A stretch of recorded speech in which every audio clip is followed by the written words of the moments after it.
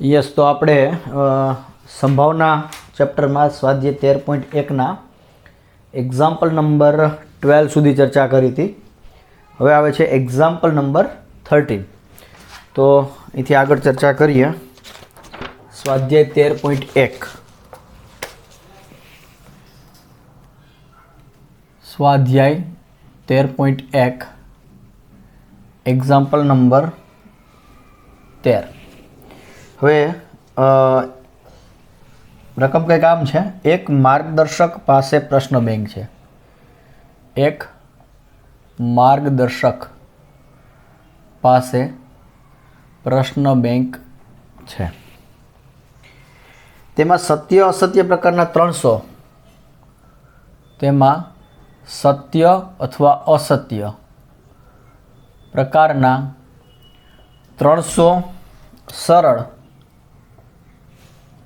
તથા 200 કઠિન પ્રશ્નો છે. તદુપરાંત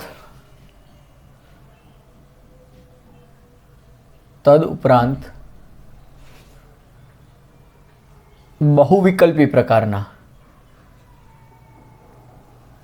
અહીંયા જ લખીએ આપણે, તથા તદુપરાંત બહુવિકલ્પી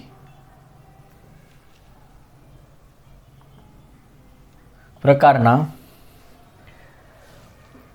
500 સરળ તથા 400 કઠિન પ્રશ્નો છે.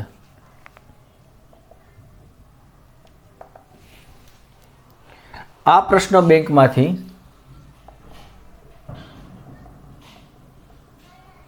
એક પ્રશ્ન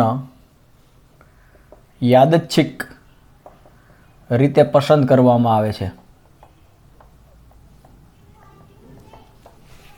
યાદચ્છિક રીતે પસંદ કરવામાં આવે છે.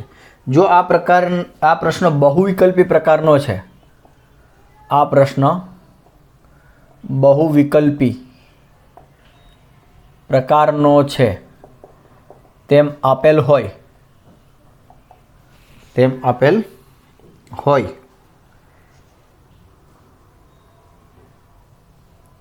તો તે સરળ પ્રશ્ન હોય,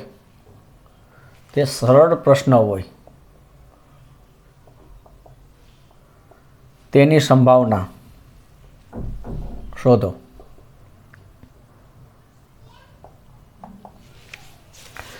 ઓકે, તો શું કહે છે પ્રશ્ન જરા જોઈએ. સોલ્યુશન. એક માર્ગદર્શક પાસે પ્રશ્ન બેંક છે, મતલબ કે એક માર્ગદર્શક મતલબ કે કોઈ પેપર સેટર અથવા ટીચર, એવું જોઈ સમજી શકાય.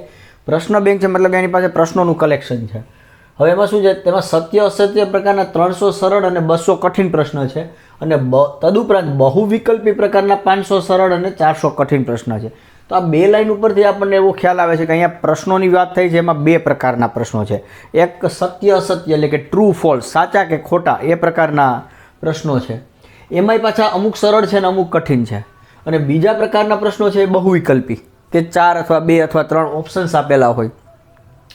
તો એવા બહુવિકલ્પી પ્રશ્નો છે. એમાં પણ પાછા 500 સરળ અને 400 કઠિન.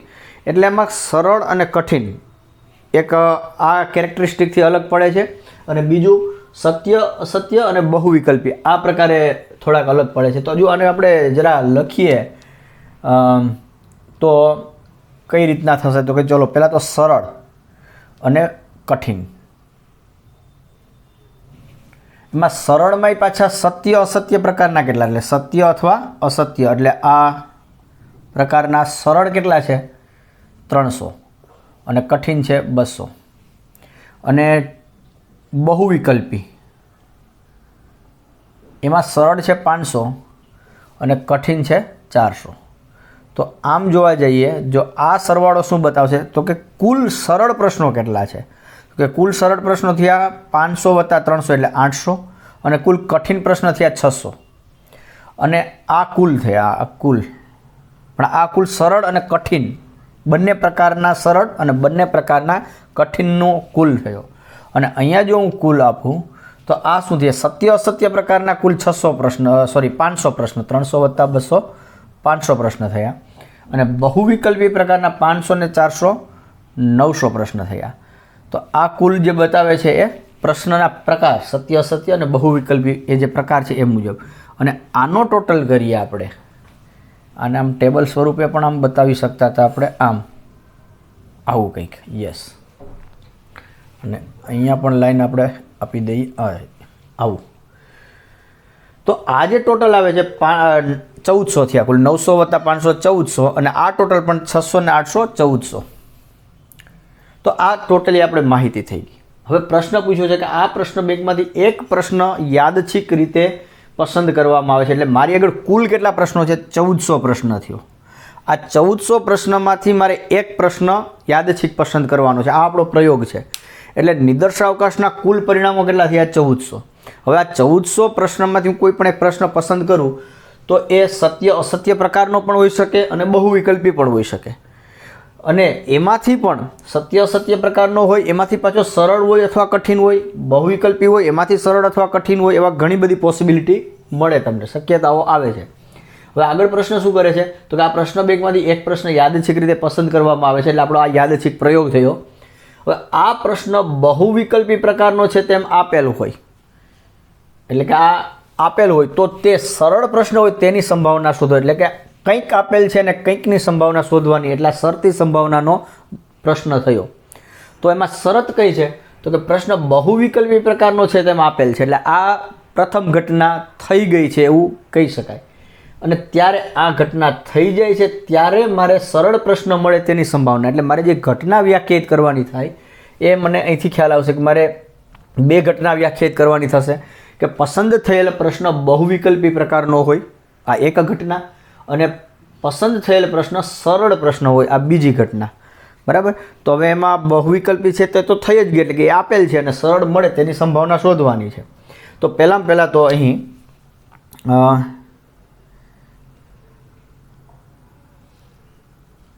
અહીં કુલ કેટલા પ્રશ્નો આપ્યા છે? 1400. એટલે આપણે નિદર્શાવકાશમાં અહીં નિદર્શાવકાશના કુલ ઘટકો ની સંખ્યા n of u બરાબર કેટલા છે? મારી આગળ 1400. ઓકે. હવે હું ઘટના A અને B વ્યાખ્યાયિત કરું. નીચે મુજબની ઘટનાઓ વ્યાખ્યાયિત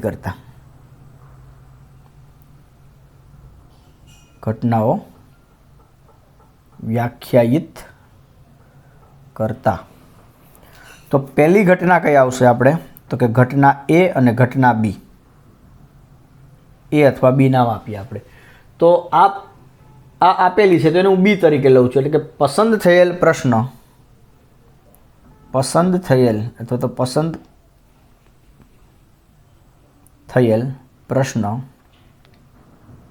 બહુવિકલ્પી પ્રકારનો હોય. અને ઘટના A એટલે કે પસંદ થયેલ પ્રશ્ન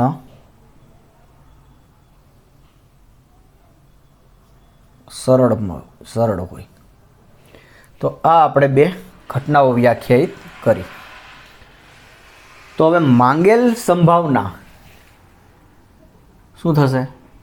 માંગેલ સંભાવના બરાબર શું થશે? Probability of A given B. પસંદ થયેલ પ્રશ્ન બહુવિકલ્પી છે તે આપેલું છે ત્યારે પ્રશ્ન સરળ હોય તેની સંભાવના કેટલી, એટલે આ આપણે શોધવાનું થશે. તો હવે આના માટે મારે પહેલાં તો આનું સૂત્ર આપણને ખબર છે, P of A છેદ B છેદમાં P of B.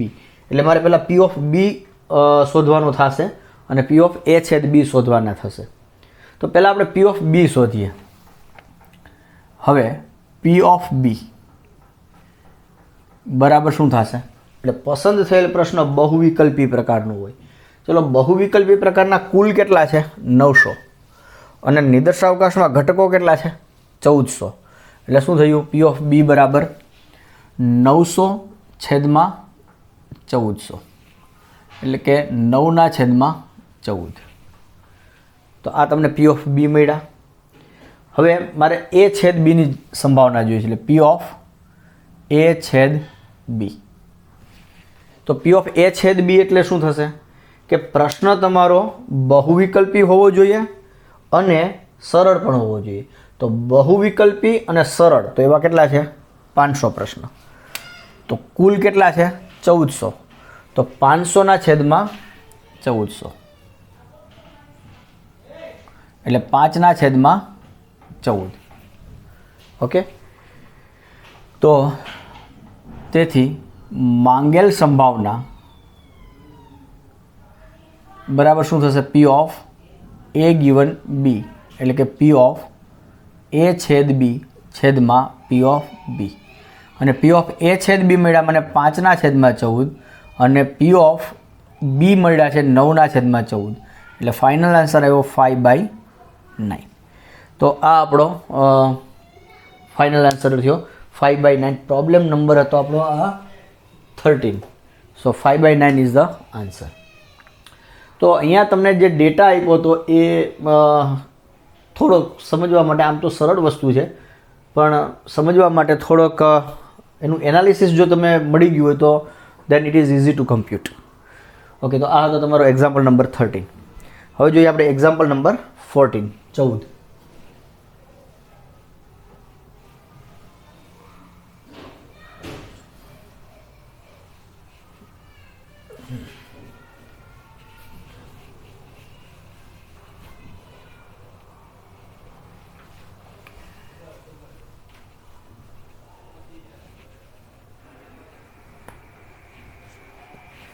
તો એક્ઝામ્પલ નંબર 14 છે કે 2 પાસા ફેંકવાથી મળતી સંખ્યાઓ ભિન્ન છે તેમ આપેલ હોય. 2 પાસા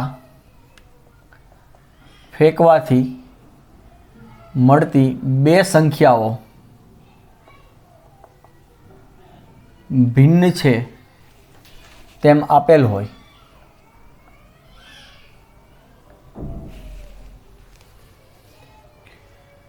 તો 2 પાસાઓ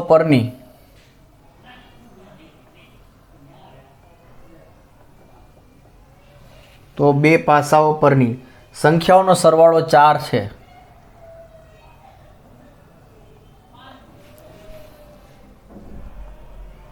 સરવાળો 4 હોય તે ઘટનાની સંભાવના શોધો. ઓકે, તો અહીંયા 2 પાસા ફેંકવાથી મળતી સંખ્યાઓ ભિન્ન છે. મતલબ કે અહીંયા યાદચ્છિક પ્રયોગ કયો છે તમારો? તો કે 2 પાસા ફેંકવાનો.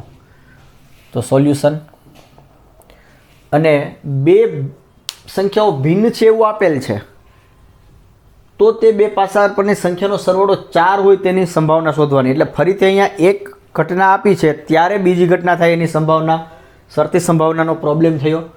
રાઈટ, તો પહેલાં તો આપણે નિદર્શાવકાશ લખીએ. તો 2 પાસા ફેંકવાના યાદચ્છિક પ્રયોગનો નિદર્શાવકાશ U બરાબર શું થશે? 1 2 3 4 5 6 ક્રોસ 1 2 3 4 5 6 એટલે કે 36 ઘટકો આવશે. આપણે લખતા નથી અત્યારે. હવે મારે 2 ઘટનાઓ વ્યાખ્યાયિત કરવાની થશે. તો કઈ? તો કે મળતી 2 સંખ્યાઓ ભિન્ન છે તેમ આપેલ છે. એટલે નીચે મુજબની ઘટનાઓ વ્યાખ્યાયિત કરતા. ઘટનાઓ વ્યાખ્યાયિત કરતા ઘટના A અને ઘટના B. તો જે આપેલી છે ને આપણે B કહીએ. તો શું આપ્યું છે કે પાસા ફેંકવાથી મળતી 2 સંખ્યાઓ ભિન્ન છે. એટલે કે પાસા પર મળતી 2 સંખ્યાઓ ભિન્ન છે અને પરથી સંખ્યાનો સરવાળો 4 હોય એ તમારે ઘટના A કહીએ આપણે. તો કે પાસા પર મળતી મળતી 2 સંખ્યાઓ, એક શબ્દ ઉમેરીએ, 2 સંખ્યાઓનો સરવાળો 4 હોય. આ આપણી ઘટના એ છે. તેથી માંગેલી સંભાવના કઈ થશે? P of A given B. પણ કંઈ વાંધો નહીં, પણ આપણે બીજું લખી નાખીએ. આપણે P of A given B આપણે શોધવાનું થશે. એટલે P ઓફ મારે એ છેદ બીની જરૂર પડશે અને પી ઓફ બીની જરૂર પડશે. તો પહેલાં આપણે પી ઓફ બી શોધીએ. તો તેથી પી ઓફ બી,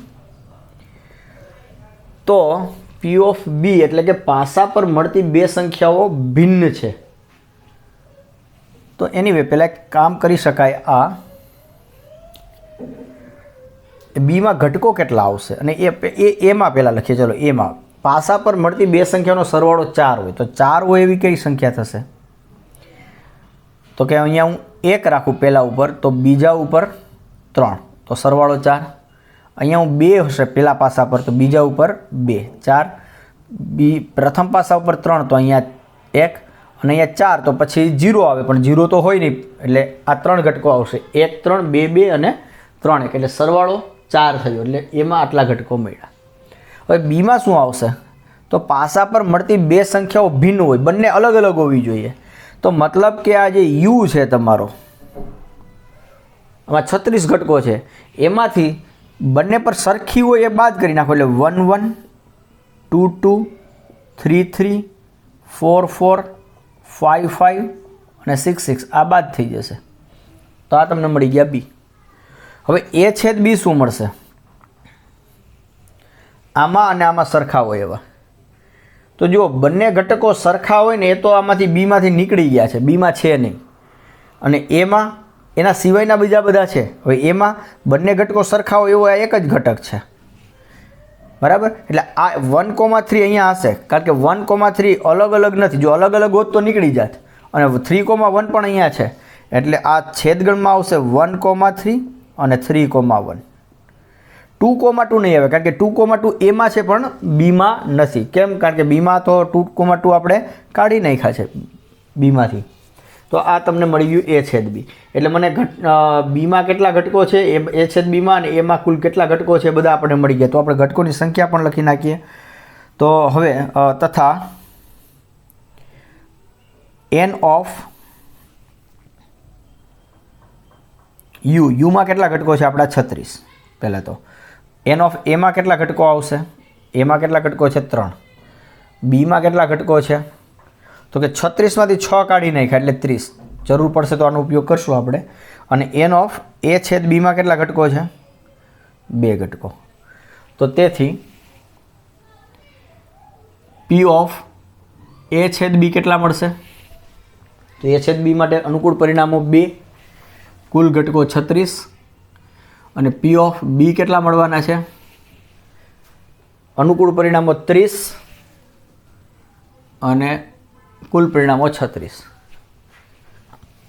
તો હવે માંગેલી સંભાવના બરાબર શું થશે? પ્રોબેબિલિટી ઓફ એ ગિવન બી. એટલે પી ઓફ એ છેદ બી છેદમાં પી ઓફ બી.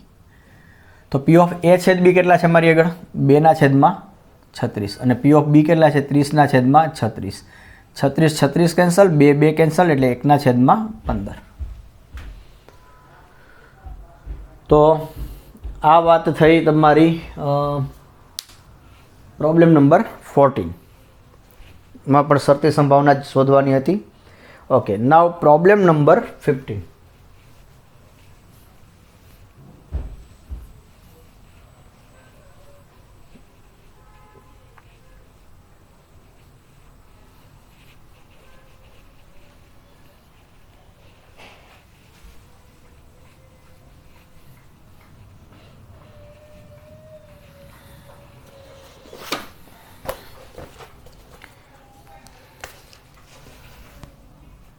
Example number 15.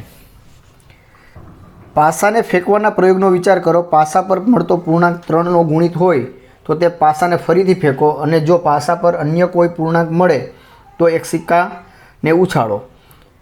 પાસા પર ઓછામાં ઓછી એક વખત પૂર્ણાંક 3 મળે તેમ આપેલ હોય તો સિક્કા પર કાંટો મળે તે ઘટનાની શરતી સંભાવના શોધો. ઓકે, જોઈએ. પાસાને ફેંકવાના પ્રયોગનો વિચાર કરો. પાસા પર મળતો પૂર્ણાંક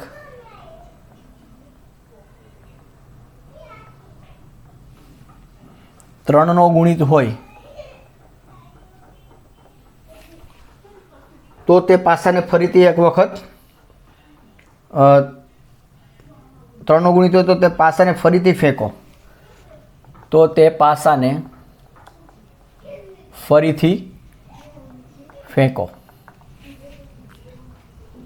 અને જો પાસા પર અન્ય કોઈ પૂર્ણાંક મળે, જો પાસા પર અન્ય કોઈ પૂર્ણાંક મળે તો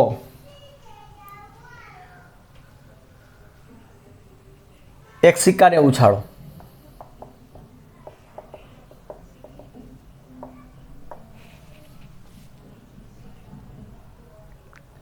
પાસા પર ઓછામાં ઓછી એક વખત પૂર્ણાંક 3 મળે.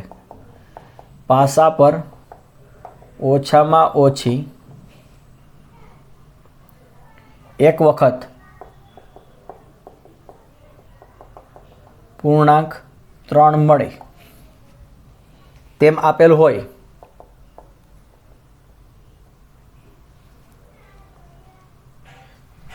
તો સિક્કા પર કાંટો મળે તે ઘટનાની શરતી સંભાવના શોધો.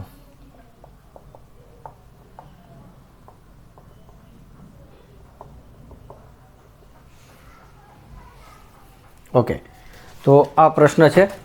તો આપણે હવે પહેલાં તો આ જે પ્રશ્ન છે એની રકમ બરાબર યસ. તો પહેલાં આપણે રકમ સમજીએ. પાસાને ફેંકવાના પ્રયોગનો વિચાર કરો. પાસા પર મળતો પૂર્ણાંક 3નો ગુણિત હોય તો તે પાસાને ફરીથી ફેંકવાનો છે. 3નો ગુણિત એટલે 3 અથવા 6. 1 2 3 4 5 6 માંથી 3ના ગુણિત 3 અને 6. તો ફરી પાસો ફેંકો. અને જો પાસા પર અન્ય એટલે 3ના ગુણિત સિવાય 1 2 4 કે 5 મળે તો એક સિક્કાને ઉછાળો. એટલે આ આપણો અહીંયા જે સુધીની વાત થઈ એ આપણો પ્રયોગ થયો, યાદચ્છિક પ્રયોગ. પાસા પર ઓછામાં ઓછી એક વખત પૂર્ણાંક 3 મળે તેમ આપેલ હોય તો સિક્કા પર કાંટો મળે તેની શરતી સંભાવના શોધો. એટલે ફરીથી પ્રશ્ન આપણો શરતી સંભાવનાનો છે. ઘટનાની પછી ચર્ચા કરીએ. પહેલાં આપણે યાદચ્છિક પ્રયોગનો નિદર્શાવકાશ લખી નાખીએ. તો સોલ્યુશન. તો આપેલ પ્રયોગ એટલે આપણે જે ચર્ચા કરીએ તો આપેલ પ્રયોગનો નિદર્શાવકાશ, આપેલ યાદચ્છિક પ્રયોગનો નિદર્શાવકાશ.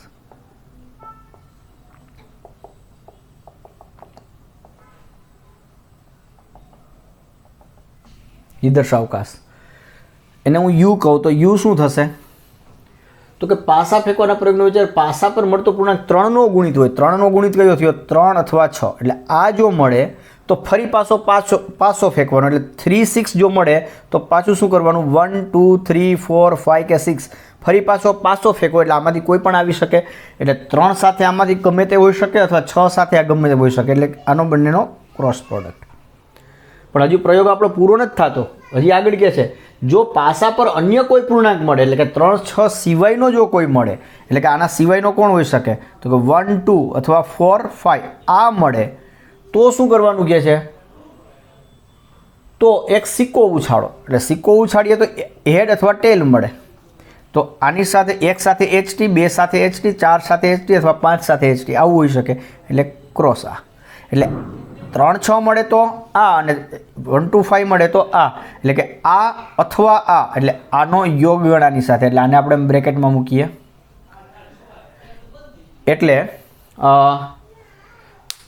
અહીંયા આપણને કુલ ઘટકો કેટલા મળશે આપણને એ ગણીએ આપણે. Just a second. યસ. તો હવે આના આપણે સભ્યોની સંખ્યા કેટલી થશે? તેથી n ઓફ u બરાબર આપણને મળશે. આમાં 2 છે અને આમાં 6 છે. એટલે 6 2 ગુણ્યા 6 યોગ એટલે વત્તા 4 ગુણ્યા 2 એટલે 6 દુ 12 વત્તા 8 12 ને 8 20. એટલે તમારા નિદર્શાવકાશમાં કુલ 20 ઘટકો થયા. હવે ઘટનાઓ આપણે ચર્ચા કરી લઈએ. પાસા પર ઓછામાં ઓછી એક વખત પૂર્ણાંક 3 મળે તેમ આપેલ છે. અને એટલે એક ઘટના એ છે કે પાસા પર ઓછામાં ઓછો પૂર્ણાંક 3 મળે. અને બીજી ઘટના સિક્કા પર કાંટો મળે તે ઘટના. તો નીચે મુજબની ઘટનાઓ વ્યાખ્યાયિત કરતા. નીચે મુજબની ઘટનાઓ વ્યાખ્યાયિત કરતા શું થશે? A અને B. બી કઈ તો કે પાસા પર ઓછામાં ઓછું એક વખત પૂર્ણાંક 3 મળે. પાસા પર ઓછામાં ઓછી એક વખત પૂર્ણાંક 3 મળે. અને ઘટના એ સિક્કા પર કાંટો મળે. સિક્કા પર કાંટો મળે. તો હવે આપણે માંગેલી સંભાવના શું થશે? એ ગિવન બી.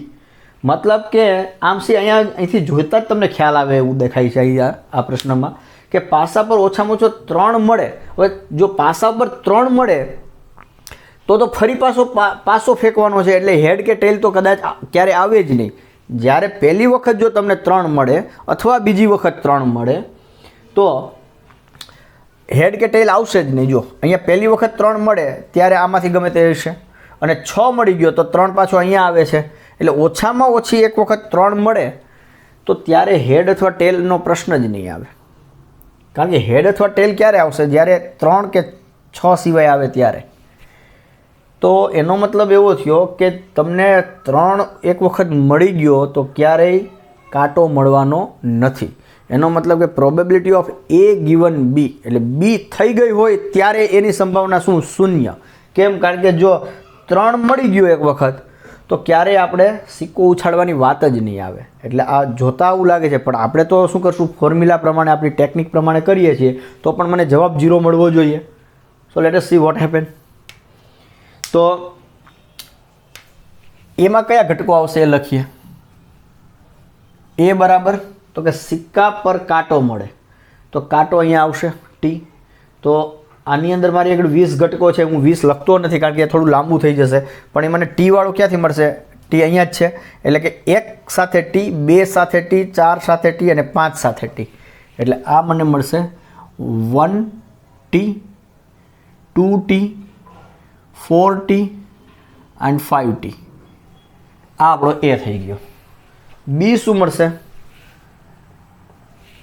પાસા પર ઓછામાં ઓછું એક વખત 3 મળે તો એ તો મને અહીંથી મળશે. 3 સાથે આ ગમે તે હોય અથવા 6 સાથે એક તો 3 જોઈએ છીએ એટલે માત્ર 3.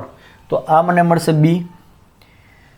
3 1 3 2 3 3 3 4 3 5 3 6.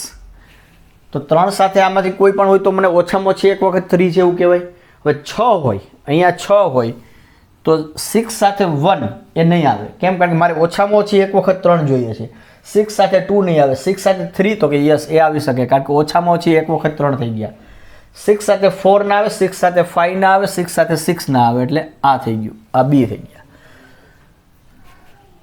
તો એ છેદ બી શું મળશે મને? આ બંનેમાં સામાન્ય શું છે? તો કે જો આમાં બીજો ઘટક ટી છે, આમાં ક્યાંય ટી છે જ નહીં. મતલબ કે કાંઈ વિચારવા જેવું જ નથી. સામાન્ય કંઈ છે જ નહીં. પી ઓફ એ છેદ બી ખાલી ગણ થયું. તો હવે માંગેલી સંભાવના બરાબર શું થશે? પી ઓફ એ ગિવન બી. એટલે કે પી ઓફ એ છેદ બી છેદમાં પી ઓફ બી. હવે પી ઓફ બી મારી આગળ કેટલા છે? 1 2 3 4 5 6 ને 7. 7 છેદમાં 20 છે. પી ઓફ બીની કિંમત મળશે મને 7 છેદમાં 20. અને પી ઓફ એ છેદ બીની તો કે એ પી ઓફ એ છેદ બી શું થાય? અશક્ય ઘટના થાય. એટલે એની સંભાવના આમ તો 0 જ થઈ ગઈ, પણ આમ પણ લખી શકો 0 છેદમાં 20. એટલે 0 છેદમાં 7 એટલે કે 0. બરાબર. તો આ આપણે સૂત્ર પ્રમાણે કર્યું તો પણ મને શું મળે છે? સંભાવના 0 મળે છે. હમણાં આપણે એમનેમ પણ ચર્ચા કરી. It is probability is 0. Okay, તો આ હતો તમારો પ્રોબ્લેમ નંબર 15. હવે આપણે 16 અને 17 આ બે તમને MCQ આપ્યા છે, એની ચર્ચા કરી લઈએ quickly.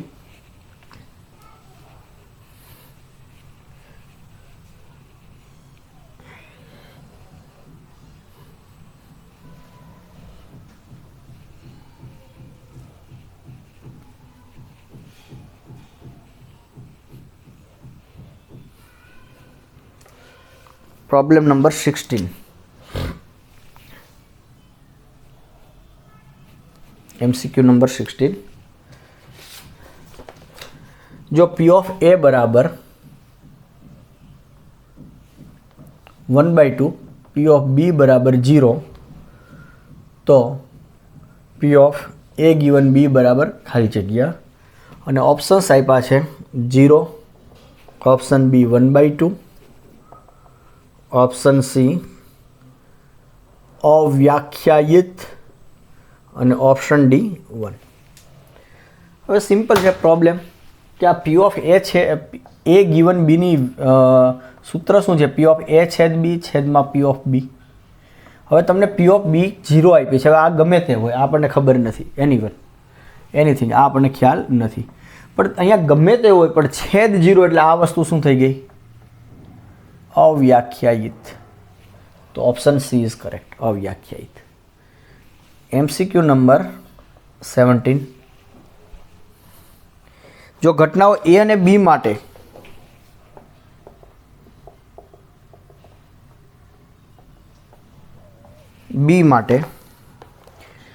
P of A given બી બરાબર પી ઓફ બી ગિવન એ આપેલ હોય તો 4 ઓપ્શન્સ આપ્યા છે ABCD. એ સબસેટ બી પરંતુ એ ઇઝ નોટ ઇક્વલ ટુ બી. બી આપ્યા છે એ બરાબર બી. સી ઓપ્શન આપ્યો છે એ છેદ બી બરાબર ખાલી ગણ, અને ડી આપ્યો છે પી ઓફ એ બરાબર પી ઓફ બી. એ અને બીની સંભાવના સરખી હોય એવું કહે છે ડી ઓપ્શનમાં. ઓકે, તો શું કહે છે કે કોઈ પણ બે ઘટનાઓ, અહીંયા જો ઘટનાઓ એ અને બી માટે, એટલે આ એ અને બી તમારી કોઈ પણ ઘટનાઓ છે. આ શું કહેવાય? કોઈ પણ ઘટના થઈ ને, કોઈ પણ ઘટના થઈ. તો એના માટે એવું કીધું છે કે બી આપેલી હોય ત્યારે એ બને અથવા એ આપેલી હોય ત્યારે બી બને. આ બંને શરતી સંભાવનાઓ સરખી છે. તો આમાંથી શું સાચું હોય? અચ્છા, મને આ આપ્યું છે તો આના ઉપરથી આગળ જોઈએ જરા શું દેખાય છે. તો પી ઓફ આ શું થશે? એ છેદ બી છેદમાં પી ઓફ બી, અને આ થશે પી ઓફ બી છેદ એ. પણ બી છેદ એને હું એ છેદ બી લખી શકું ને, બી છેદ એ કે એ છેદ બી, પણ નીચે આવશે પી ઓફ એ. તો હવે આનું હું જો ક્રોસ મલ્ટિપ્લિકેશન કરું છું એનો મતલબ કે P of A into P of A છેદ B equal to P of B into P of A છેદ બી. હવે આ જે પદ છે ને આ બાજુ લઈ આવો તો આ થઈ ગયું માઇનસ બરાબર 0. હવે એમાં પી ઓફ એ છેદ બીને તમે સામાન્ય પણ લઈ શકો છો અહીંયા. તો પી ઓફ એ છેદ બીને હું જો સામાન્ય લઉં તો આ મને મળે છે P of A minus P of B બરાબર 0. મતલબ કે આ બે, આ એક સંખ્યા થઈ અને આ એક બીજી સંખ્યા થઈ. આ બે સંખ્યાનો ગુણાકાર 0 છે. એનો મતલબ શું થયો? કે આ બેમાંથી એક 0 હોવું જોઈએ. તો પી ઓફ એ, હું એવું કહું છું કે પી ઓફ એ છેદ બી ક્યારેય મતલબ કે આ બે સંખ્યાનો ગુણાકાર દર વખતે 0 થાય છે. તો જો એવું વિચારીએ કે પી ઓફ એ છેદ બી 0 હશે તો કોઈ પણ ઘટના લઈ લો, તમે કોઈ પણ ઘટના લઈ લો એ અને બી, તો એના માટે એ છેદ બી 0 જ હોય એવું ના કહી શકાય ને, કંઈક સામાન્ય મળતું પણ હોય. એવું તો ના બને કે કોઈ પણ તમે નિદર્શાવકાશમાં તમને નિદર્શાવકાશ આપેલો હોય તો એ અને બી ગમે તે ઘટના પસંદ કરો તેમાં સામાન્ય ન જ મળે. દેટ ઇઝ નોટ પોસિબલ, એ શક્ય નથી. તમે એવી હંમેશા બે ઘટનાઓ શોધી શકો કે જેમાં કંઈક સામાન્ય હોય, એટલે કે એ છેદ બી કંઈક મળે, અને જો એ છેદ બીમાં કંઈક આવી ગયું તો આ ક્યારેય 0 થાય નહીં. બરાબર? તો એનો મતલબ કે દરેક ઘટના માટે આ 0 શક્ય નથી, પણ આ બંનેનો ગુણાકાર તો 0 છે. એનો મતલબ કે આ જ 0 હોવું જોઈએ. તો અહીંથી હું ક્લેમ કરું છું કે P of A minus P of B 0 હશે. કારણ કે પ્રત્યેક ઘટનાઓ, એટલે કે અહીંયા કોઈ ઘટનાઓ એ અને બી, એટલે પ્રત્યેક શબ્દ નથી વાપરો, પણ અહીંયા કોઈ પણ ઘટનાઓ જ થયું ને. તો મતલબ કે કોઈ પણ ઘટના એ અને બી માટે, કોઈ પણ નહીં પણ આમ પ્રત્યેક ઘટના, પ્રત્યેક શબ્દ વ્યવસ્થિત રહેશે. પ્રત્યેક ઘટના એ અને બી માટે એ છેદ બી આ શૂન્ય ના થાય, એટલે આ શૂન્ય થયું, અને આ જેવું શૂન્ય થયું એનો મતલબ કે પી ઓફ એ બરાબર પી ઓફ બી થઈ. એટલે એ અને બીની ઘટનાની સંભાવના સરખી થઈ ગઈ. સો ઓપ્શન ડી. આના ઉપરથી એવું ના કહી શકાય કે એ છેદ બી ખાલી ગણ છે. અને બે ઘટનાની સંભાવના સરખી હોય તો ઘટનાઓ સરખી છે એવું તો ના કહી શકાય, એટલે આ પણ નથી ઓપ્શન. જો કે આપણે જવાબ મળી ગયો છે, પણ આ આપણે ચર્ચા કરીએ છીએ શા માટે આ નહીં આવે. જો હેડ અને ટેલ, સિક્કો ઉછાળવાનો પ્રયોગની વાત કરો તો હેડ મળે અથવા ટેલ મળે, બંનેની સંભાવના સરખી છે 1/2 1/2, પણ ઘટનાઓ સરખી છે એવું ના કહેવાય. હવે એ સબસેટ બી પરંતુ એ ઇઝ નોટ ઇક્વલ ટુ બી, આ તો બિલકુલ ના થાય, રાઈટ. કારણ કે બે ઘટનાની સંભાવના સરખી છે તો એક એ બીનો ઉપગણ હોય ને એ અને બી સરખા નથી, દેન એ તો શક્ય જ નથી. તો એની સંભાવના નાની થઈ જાય, બીની મોટી થઈ જાય, પણ આપણને તો આ ઇક્વલ જ મળે છે. પણ anyhow option D is correct, P of A equal to P of B. તો આ હતા બે તમારા MCQ. આમ અહીંયા તમારું સ્વાધ્યાય 13.1 પૂરું થાય છે. હા, હવે આ 13.1માં આપણે most of example, almost all, એકાદ એક્ઝામ્પલ કદાચ વચ્ચે એવો આવી ગયો હતો કે જેમાં સાદી સંભાવના શોધવાની ચર્ચા થઈ, પણ બાકી બધા જ એક્ઝામ્પલ્સમાં તમે શરતી સંભાવનાની ચર્ચા કરી. અને આમાં એક બીજી એક વસ્તુ એ હતી કે શરતી સંભાવનાના જે નિદર્શાવકાશ હતો એના જે ઘટકો હતા, દાખલા કે પાસો ફેંકવાનો પ્રયોગ ને સિક્કાનો હતો ને વચ્ચે કંઈક બાળકોનો હતો, છોકરો છે અથવા છોકરી છે, પછી પ્રશ્ન બેંકનો કંઈક આવ્યો હતો, સરળ પ્રશ્ન, કઠિન પ્રશ્ન, આવા બધા પ્રશ્નોની ચર્ચા કરી. તો એમાં દરેક જે નિદર્શાવકાશનો દરેક ઘટક હતો ને એ સમસંભવી હતો, રાઈટ. એમાં દરેક ઘટકની સંભાવના સરખી હતી. એટલે આપણે એન ઓફ એ છેદમાં એન ઓફ યુ આ ફોર્મ્યુલાનો ઉપયોગ કરતા હતા કોઈ ઘટનાની સંભાવના શોધવા, અને એનો જ ઉપયોગ કરીને તમે શરતી સંભાવના શોધી કંઈક આ બધું કર્યું આપણે. પણ ઘણી વખત એવું પણ બને કે નિદર્શાવકાશ હોય જે ઘટનાનો, એનો દરેક ઘટક એ સમસંભવી ન હોય. તો એવો એક તમને ઉદાહરણ નંબર 7 આપેલું છે. એ થોડું તમારે, બાકી 1 થી 6 ઉદાહરણ નંબર 1 થી 6 તમારે જાતે કરવાના છે, કરી શકશો તમે. પણ ઉદાહરણ 7 પણ થઈ શકે એવું છે, પણ આ એક થોડુંક એક ટ્વિસ્ટિંગ છે કે એમાં જે નિદર્શાવકાશ આપેલો છે એના દરેક ઘટકો સમસંભવી નથી. તો ત્યારે પ્રશ્નને કઈ રીતના હેન્ડલ કરવો, તો મને એવું લાગે છે કે એક આપણે ચર્ચા કરવી જોઈએ ઉદાહરણ 7. પણ કેટલો ટાઈમ થયો જરા લેટ મી ચેક. યસ, તો આપણે એક કામ કરીએ છીએ, કરી જ નાખીએ છીએ ઉદાહરણ 7. આપણે આગળ થોડો ટાઈમ છે તો ઉદાહરણ નંબર 7ની ચર્ચા કરી લઈએ.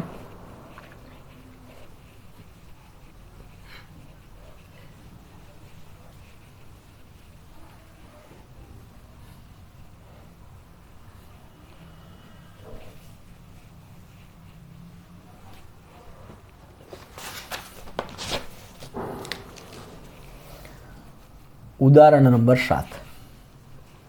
સિક્કાને ઉછાળવાના પ્રયોગનો વિચાર કરો.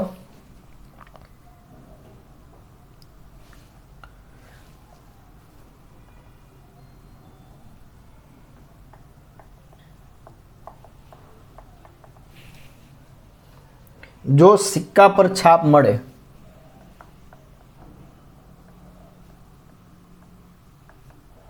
તો તેને ફરીથી ઉછાળો.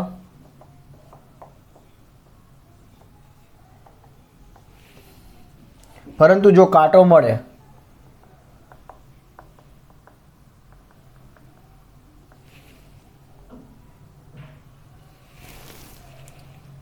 તો પાસો ફેંકો.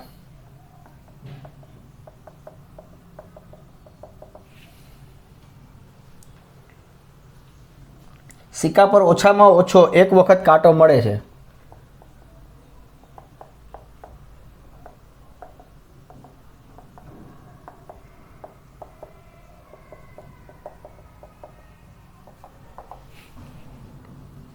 તેમ આપેલ હોય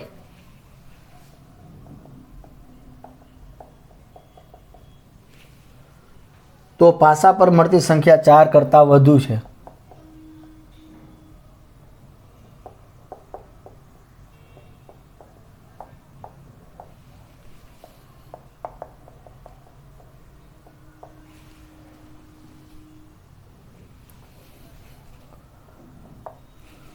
પર વધુ હોય તેની શરતી સંભાવના શોધો.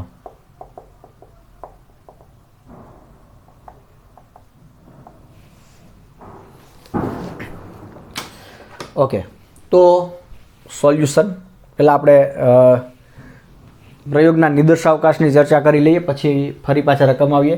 તો સિક્કાને ઉછાળવાના પ્રયોગનો વિચાર કરો, એટલે કે આપેલ પ્રયોગનો નિદર્શાવકાશ.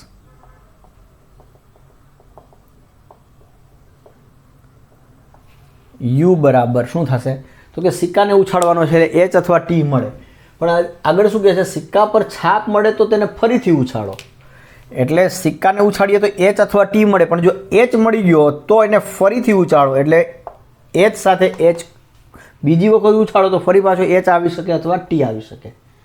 પરંતુ જો કાંટો મળે તો પાસો ફેંકો, મતલબ કે જો એચ મળે તો આ કરો, અથવા જો કાંટો મળ્યો એટલે ટી મળ્યો તો તમે પાસો ફેંકો, એટલે 1 2 3 4 5 6 આવી શકે.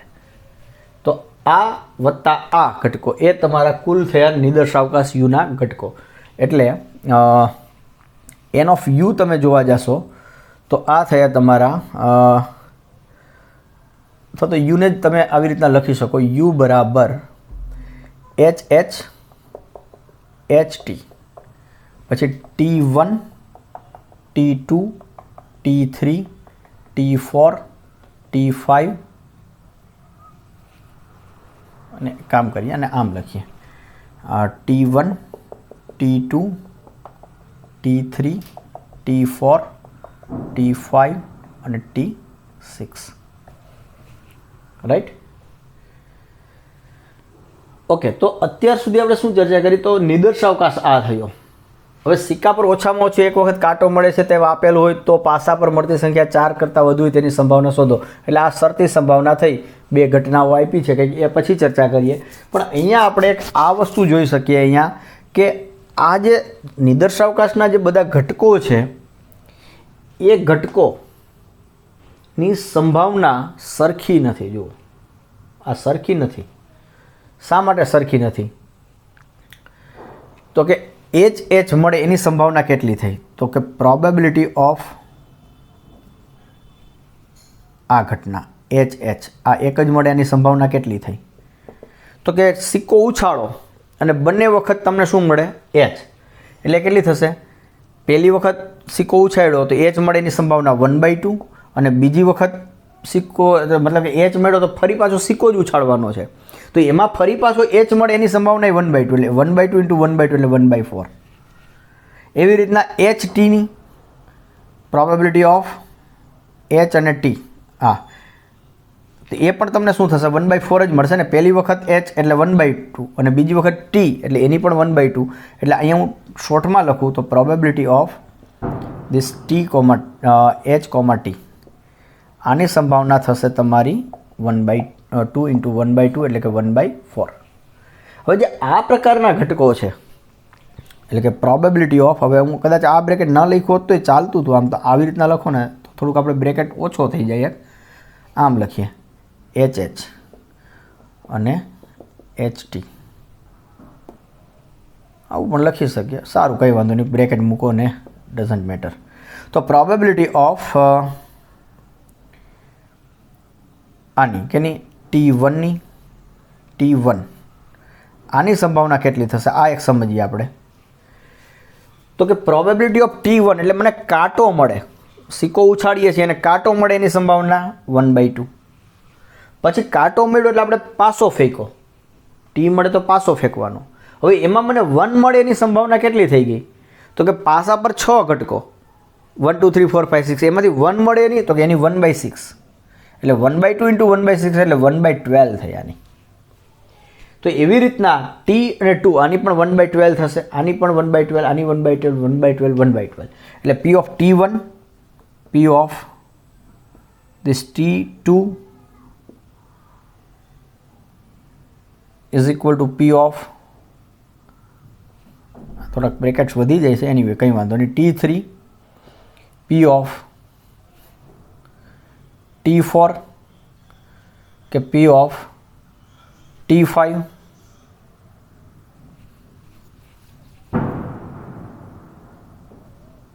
અને P of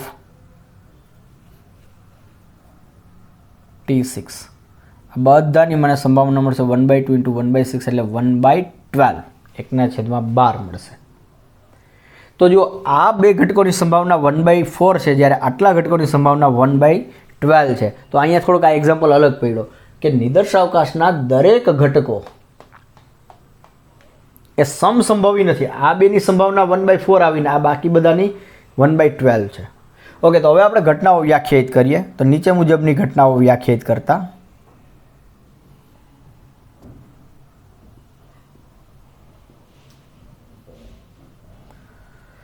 ઘટના એ અને ઘટના બી. તો સિક્કા પર ઓછામાં ઓછી એક વખત કાંટો મળે. સિક્કા પર ઓછામાં ઓછી એક વખત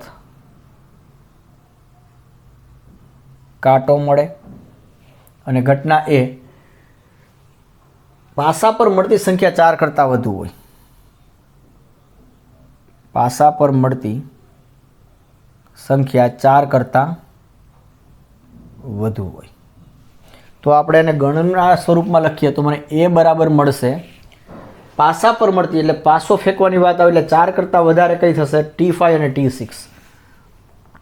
T5 અને T6. અને બીમાં શું આવશે? સિક્કા પર ઓછામાં ઓછી એક વખત કાંટો મળે. તો જો અહીંયા HT, તો આમાં એક વખત કાંટો મળ્યો છે એવું કહેવાય અને આમાં બધામાં T છે એટલે HT, પછી T1, T2, T3, T4, T5, T6. તો ઓછામાં ઓછી એક વખત કાંટો મળે. યસ. હવે તો એ છેદ એટલે માંગેલી સંભાવના આપણી થશે P of A given B, એટલે મારે A છેદ B ની જરૂર પડવાની. તો A છેદ B શું થશે? બંનેમાં સામાન્ય T5 છે અહીંયા અને T6 પણ છે એટલે A છેદ B બરાબર આમ જોવા જઈએ તો એ જ છે, T5 અને T6. રાઈટ. તો P of A છેદ B ની કિંમત શું થશે? આની જરૂર પડવાની આપણે. તો P of A છેદ B એટલે તમે આમ પણ જોઈ શકાય P of T5 plus P of T6, આ બંનેનો સરવાળો. તો P of T5 plus P of T6, P of T5 1/12 એટલે આ મને મળ્યા 1/12 પ્લસ 1/12 એટલે કે 2/12. અત્યારે હું છેદ નથી ઉડાડતો, જરૂર પડશે તો જોઈશું. એટલે P of A છેદ B. P of B શું મળશે મને? P of B બરાબર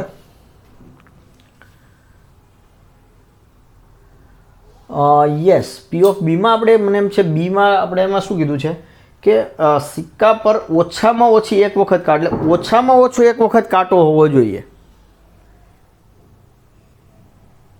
યસ, ઓછામાં ઓછો એક શબ્દ વાપર્યો છે કે શું વાપર્યો છે? Let me verify. યસ, ઓછામાં ઓછો. આ બરાબર, દેટ્સ ફાઇન. એટલે એક વખત તો હોવો જોઈએ. 2 વખત હોય તો ચાલશે પણ 2 વખતનો તો પ્રશ્ન ક્યાંય આવતો જ નથી. આમાં 2 વખત કાંટો મળે એવું છે જ નહીં. એનીવે, તો P of B બરાબર એટલે હું આ દરેક ઘટકની સંભાવના શોધું. HT plus P of T1 છે. અહીંયા હું બ્રેકેટમાં થોડી મારી આગળ જગ્યા ઓછી છે એટલે વધારે એક બ્રેકેટ નથી યુઝ કરતો. આ સમજી શકો. હું આ P of T2 plus P of T3 plus P of T4 plus P of T5 plus P of T6 આ થયું. તેમાં HTની સંભાવના છે મારી આગળ 1/4 અને આ જે બાકીના 1, 2, 3, 4, 5, 6 આ બધાની સંભાવના છે 1/12. તો 6 વખત 1/12 પ્લસ 1/12 પ્લસ 1/12 1/12 1/12 પ્લસ 1/12 1, 2, 3, 4, 5, 6. તો આને પણ હું આમ લખી શકું 3/12 પ્લસ આ 6/12 થઈ ગયા એટલે 6 ને 3 9/12 થઈ ગયા. આને પણ આપણે છેદ નથી ઉડાડતા. તો તેથી માંગેલી સંભાવના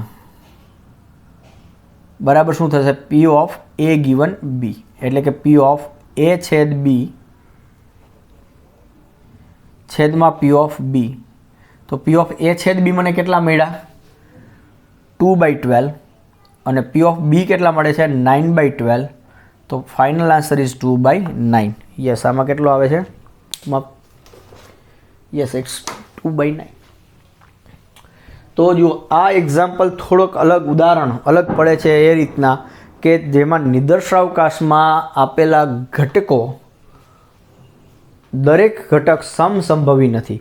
તો ત્યારે તમારે આ પ્રોબ્લેમ્સને આ પ્રમાણે જરા ધ્યાન રાખવું પડશે કે તમારે ઘટનામાં જે નિદર્શાવકાશમાંથી જે ઘટકો આવે છે, તો અહીંયા હું ડાયરેક્ટલી આવી ફોર્મ્યુલા નહીં વાપરી શકું કે અહીંયા 2 છે તો 2/10 પી ઓફ એ શોધવા માટે 2/, યુમાં કેટલા ઘટકો હતા આપણી આગળ 2 અને 6 એટલે 8, તો 2/8 અને બી માટે અહીંયા કેટલા છે ઘટકો? 7 ઘટકો છે, તો 7/8 એવું નહીં વપરાય. ત્યાં મારે દરેક ઘટક જે છે એમની સંભાવના શોધવી પડશે અને એની જે અલગ અલગ છે, સમસંભવી નથી, તો એમની જે સંભાવના છે એનો ઉપયોગ કરીને આ કરવું પડશે. ઓકે, તો આ હતો તમારો ઉદાહરણ નંબર 7. તો આપણે અત્યારે આ લેક્ચર અહીંયા પૂરો કરીએ છીએ. હવે શરતી સંભાવનાથી આગળ આપણે નેક્સ્ટ લેક્ચરમાં ચર્ચા કરીશું. તેમાં આપણે આવશે શરતી સંભાવનામાં ગુણાકારનો નિયમ, અને પછી આપણે નિરપેક્ષ ઘટનાઓની એની ચર્ચા કરશું. ત્યાંથી આગળ જઈશું બેઝ થિયરમ. તો એ પછી હવે આગળ નેક્સ્ટ લેક્ચરમાં ચર્ચા કરશું. અત્યારે આપણે આ લેક્ચર અહીંયા પૂરું કરીએ. Thank you.